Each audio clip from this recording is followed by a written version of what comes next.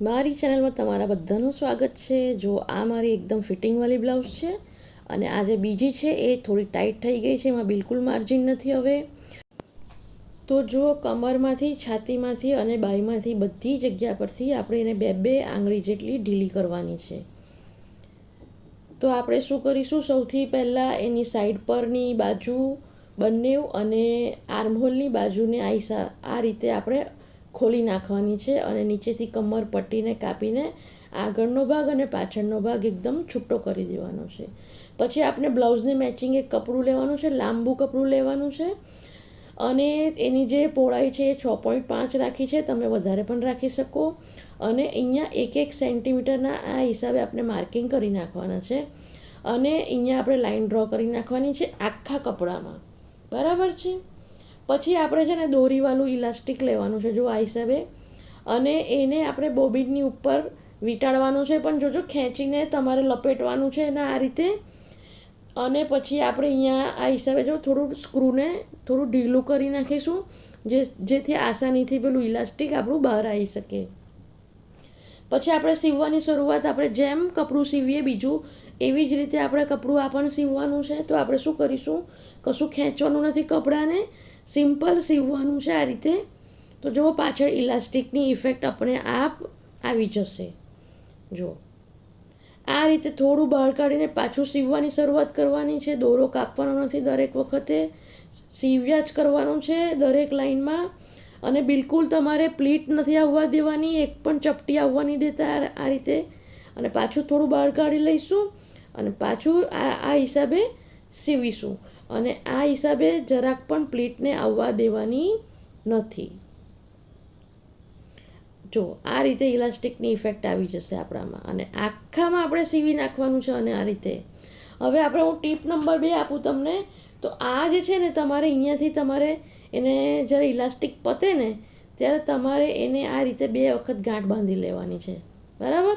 એ ભૂલતા નહીં, 2 વખત ગાંઠ બાંધી લેશો અને જો આ હિસાબે વચ્ચેથી પતી જશે ને દોરો, તો તમારે આ હિસાબે વચ્ચેથી પેલા જે આગળના દોરાને પાછળની બાજુ લઈ લેવાનો આ રીતે અને ઇલાસ્ટિકની હાથે પાછી 2 વખત ગાંઠ બાંધી લેવાની આ રીતે। એટલે આપણું ઇલાસ્ટિક ગમે ત્યારે પણ બહાર ખેંચીને નીકળી નહીં જાય। અને આ રીતે આપણે આખામાં આ ઇલાસ્ટિકને સીવી નાખવાનું છે। આ જુઓ, મારું કમ્પ્લીટ થઈ ગયું છે। હવે આપણે શું કરવાનું છે, બ્લાઉઝને લેવાની છે અને અહીંયા સાઈડ પર આ રીતે રાઈટ્સ બંનેની ચત્તી બાજુ ભેગી રહે એમ સીવવાનું છે અને નીચેથી કપડું 2 ઇંચ જેટલું વધારે રહે એ હિસાબે આપણે પેચને કટિંગ કરવાનું છે। જો બંને બાજુ આ હિસાબે આપણે 2 ઇંચ વધારે રાખવાનું છે નીચેની બાજુથી। તો જો મેં કપડું કાપી લીધું છે 2 ઇંચ લાંબુ અને આ રીતે આપણે સીવવાનું છે। કમર બાજુથી 2 ઇંચ જેટલું આપણું કપડું વધારે રહીને એ હિસાબે આપણે સીવી નાખવાનું છે, સીધું સીવવાનું છે, કશું મગજમારી નથી કરવાની। તો જો બંને બાજુ મેં સીવી લીધેલું છે આ હિસાબે કપડું અને પછી જે પાછળની બાજુ છે તેને આગળની બાજુની ઉપર આ હિસાબે મૂકી દેવાની ને સીવી નાખવાનું, સીધું સીવવાનું છે અહીંયા પણ। તો જો અહીંયાથી સ્ટ્રેટ જ્યાં માર્કિંગ લઈ લેવાના આ હિસાબે અને પછી સાઈડ પરથી આપણે સીવી લેવાનું છે। અહીંયા પણ સ્ટ્રેટ સ્ટિચ કરી લેવાની છે, સીધી જ સિલાઈ છે। બંને બાજુ તમને સીવીને બતાવું છું। આ જુઓ, બંને બાજુ આપણો ઇલાસ્ટિકવાળો ભાગ લાગી ગયો છે, જુઓ છો? અને ઇલાસ્ટિકની ઇફેક્ટ જુઓ, ગમે તેટલા જાડા થવા વાંધો નહીં। હવે નીચેથી કમરની પટ્ટી રેડી કરવા માટે આપણે 5 ઇંચનું ઇલાસ્ટિક લેવાનું અને થોડું ઓછું કાપવાનું છે લંબાઈમાં આ રીતે। અને આ એક સાઈડ પરથી પહેલાં આપણે એને સીવી લઈશું આ રીતે અને પછી એને બીજી સાઈડ પરથી સીવી લઈશું આ રીતે। કમર પટ્ટીની અંદર ઇલાસ્ટિક રાખવાથી નીચેની સાઈડ પર સરસ ફિટિંગ આવશે। તો આ રીતે આપણે ઇલાસ્ટિક લગાવી દીધેલું છે બંને બાજુ। પછી એને આ હિસાબે આ રીતે ફોલ્ડ કરીને જો ખેંચીને સ્ટિચ કરજો, આ રીતે ફોલ્ડ કરીને ખેંચીને તમારે સિલાઈ કરવાની છે, બરાબર? જો નીચે પણ ઇલાસ્ટિકની ઇફેક્ટ આવી ગઈ।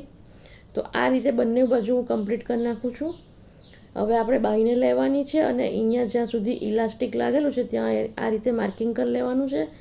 આગળ ને પાછળ બંને બાજુ આ રીતે માર્કિંગ લઈ લેજો અને પછી જે ઇલાસ્ટિકવાળું કપડું છે આપણું તેનું પણ આપણે માર્કિંગ લઈ લઈશું કે કેટલું આપણે નીચેની બાજુ લગાવેલું છે અને પછી બાહીની લંબાઈ કરતાં આ જે ઇલાસ્ટિકવાળું કપડું છે એને 3 ઇંચ જેટલું, 2.5 ઇંચ જેટલું લાંબુ કાપી લેવાના અને આના પર આપણે 2 પીસ લઈ લેવાના છે, બરાબર.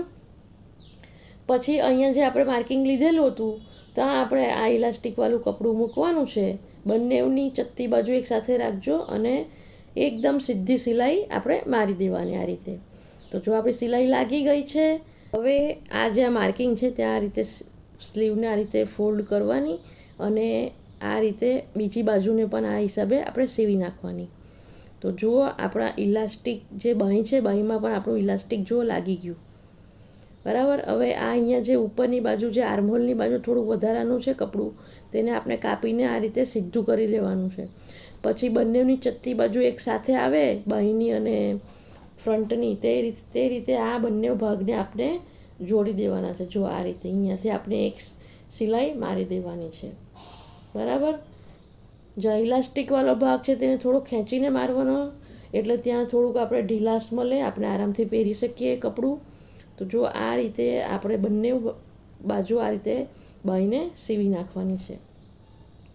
જુઓ, જોઈ શકો છો તમે, બધી બાજુ આપણી સીવાઈ ગઈ છે. હવે અહીંયા બાંયમાં પણ આપણે જે રીતે આપણે કમર પટ્ટી સીવેલી તે રીતે અહીંયા પણ ઇલાસ્ટિક મૂકીને બાંય પટ્ટી સીવી નાખવાની, બરાબર. તો જો આપણી આ બ્લાઉઝ રેડી થઈ ગઈ છે. ઉપરથી પણ ઇલાસ્ટિકની ઇફેક્ટ છે અને બાંયમાંથી પણ ઇલાસ્ટિકની ઇફેક્ટ આવી ગઈ છે. હવે તમે 2-3 ઇંચ જેટલા પણ જાડા થઈ જાઓ તો તમારે કોઈ વાંધો નથી, આ બ્લાઉઝ આરામથી આવી જશે. તો જો તમને મારો વિડીયો ગમેલો હોય તો એને લાઈક કરજો અને મારી ચેનલને સબસ્ક્રાઈબ કરજો અને નવા વિડીયો જોતા રહેજો. Thank you.